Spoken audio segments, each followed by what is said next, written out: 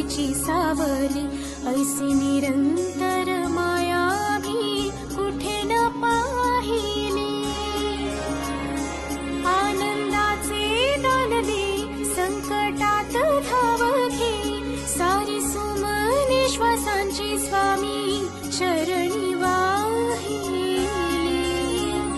कारण हा सगुण साकार सदा हा केसी धावून येई अपरंपार